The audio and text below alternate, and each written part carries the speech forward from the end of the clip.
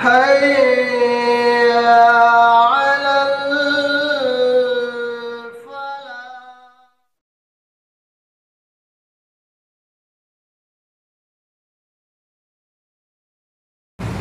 الحمد لله رب العالمين، الصلاة والسلام على سيد المرسلين وعلى آله وصحبه أجمعين، أما بعد.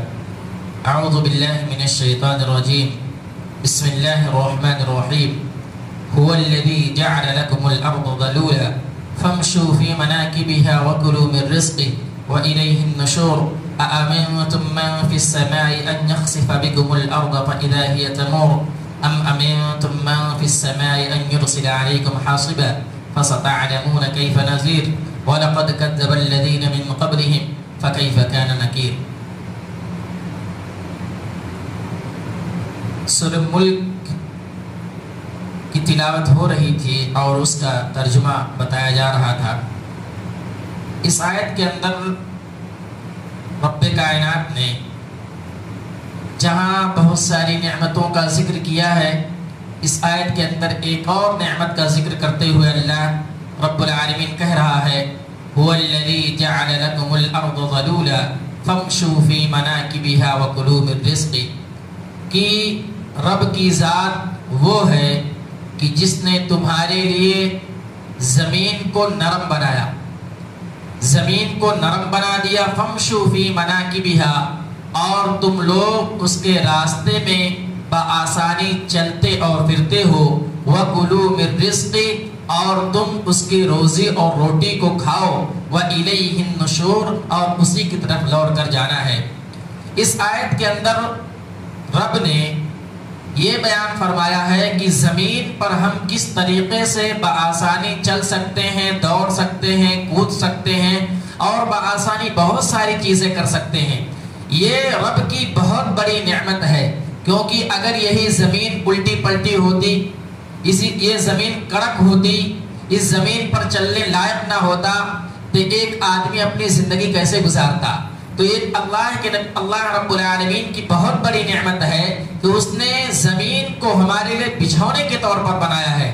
آدمی چاہے تو اس پر سو سکتا ہے، آدمی چاہے تو اس پر بیٹھ سکتا ہے، آدمی چاہے تو اس پر بآسانی چل سکتا ہے. یہ اللہ کی بہت بڑی نعمت ہے اور اللہ رب العالمین نے اپنی اسی نعمت کو بیان فرمایا ہے.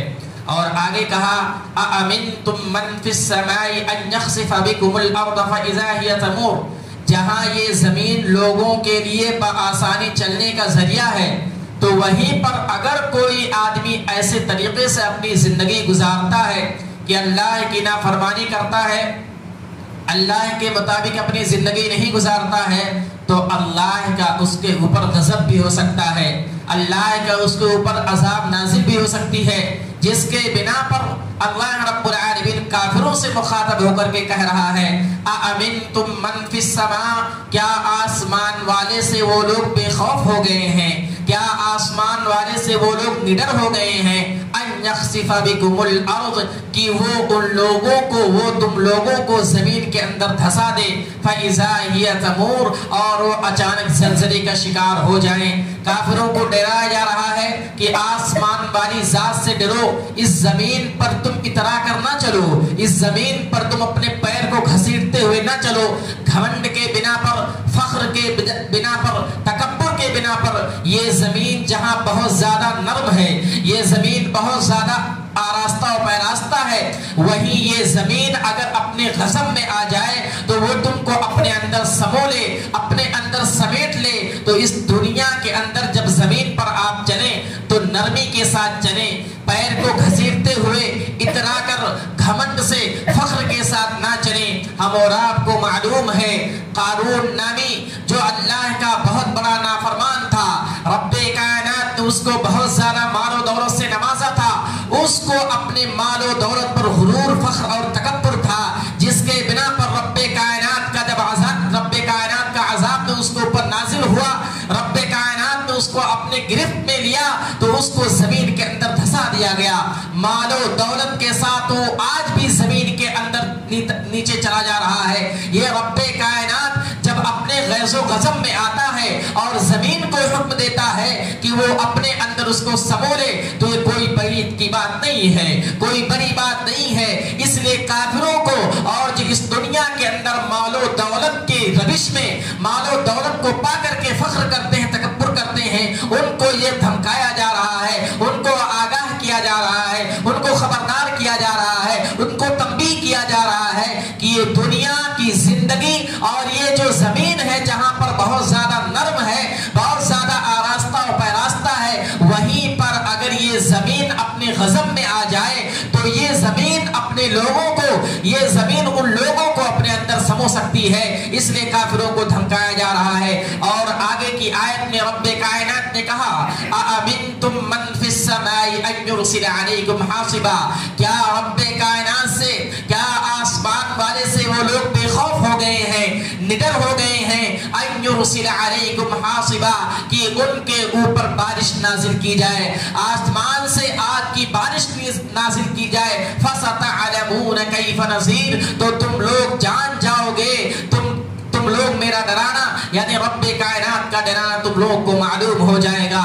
ہم اور آپ کو معلوم ہے کہ پہلے کی جو قومیں تھیں اللہ کی نافرمانیاں کرتی تھیں، اللہ کی معصیت کرتی تھیں، نبی کے باتوں کو جھٹلاتی تھیں، جن کے بنا پر رب کائنات نے ان کو عذاب میں لیا۔ قوم لوط کے بارے میں آتا ہے یہ لوگ بار بار نافرمانی کرتے تھے، یہ لوگ بار بار اللہ کے خلاف جاتے تھے، جس کے بنا پر رب کائنات نے ان کو عذاب میں نازل کیا اور ان کے اوپر آگ کی بارش نازل کی گئی۔ اور اسی طریقے سے پتھر کی بارش کی گئی۔ اور اصحاب فیل کے بارے میں آتا ہے وہ ابرہہ نامی شخص جب خانہ کعبہ کو گرانے کے لیے گیا تو اللہ رب العالمین نے پرندوں کے ذریعے، ابابیل کے ذریعے پتھروں سے ان کے اوپر بارش کی گئی اور وہ لوگ ہلاک و برباد ہو گئے۔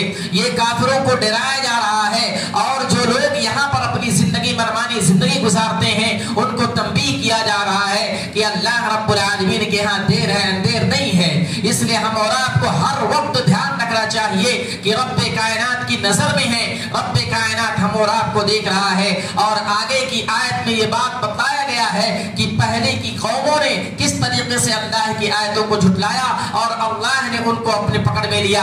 وَلَقَدْ كَذَّبَ الَّذِينَ مِن قَبْلِهِمْ فَكَيْفَ كَانَ نَكِيرٌ، اور ان سے پہلے لوگوں نے بھی جھٹلایا تھا تو دیکھو ان پر میرا عذاب کیسا ہوا۔ یعنی قوم لوط، قوم سمود، قوم نوح، یہ ساری قومیں اللہ کی نافرمانیاں جب کرنے لگی تو اللہ کا ان لوگوں کے اوپر عذاب نازل کیا گیا۔ یہ قرآن ہم اور آپ کو ہدایت دیتا ہے، یہ قرآن ان لوگوں کے بارے میں بتلاتا ہے کہ اگر ہماری روش، اگر ہمارا طریقہ انہی کے لوگوں کے جیسا رہا تو اللہ کا عذاب ہم اور آپ کے اوپر بھی نازل ہوگا، اللہ رب العالمین ہم اور آپ کو بھی پکڑ میں لے گا۔ اس لیے ہم اور آپ اپنی زندگی اس طریقے سے گزاریں کہ رب ہم سے ناراض نہ ہو، رب ہم سے راضی رہے، رب ہم سے ہمیشہ راضی رہے، تاکہ ہماری زندگی پرسکون ہو سکے اور آخرت میں جب اللہ رب العالمین کا سامنا ہو تو وہاں بھی ہم بے خوف ہو کر کے اللہ رب العالمین کا سامنا کر سکیں۔ اخیر میں اللہ رب العالمین سے دعا ہے کہ رب کائنات ہمیں اس دنیا کے اندر اپنے بتائے ہوئے طریقے پر چلنے کی توفیق عطا فرما۔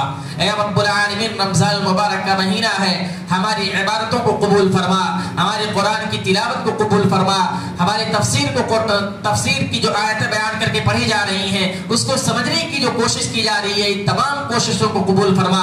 رب کائنات ہمارے ذکر و اذکار کو قبول فرما، ہماری عبادتوں کو قبول فرما، ہمارے قرآن کی تلاوت، قرآن کو سمجھنے کی توفیق عطا فرما، آمین۔ اور اللہ رب العالمین ہمیں کہنے سننے سے زیادہ عمل کرنے کی توفیق عطا فرما، آمین۔ وآخر دعوانا ان الحمد للہ رب العالمین۔ السلام علیکم ورحمۃ اللہ وبرکاتہ۔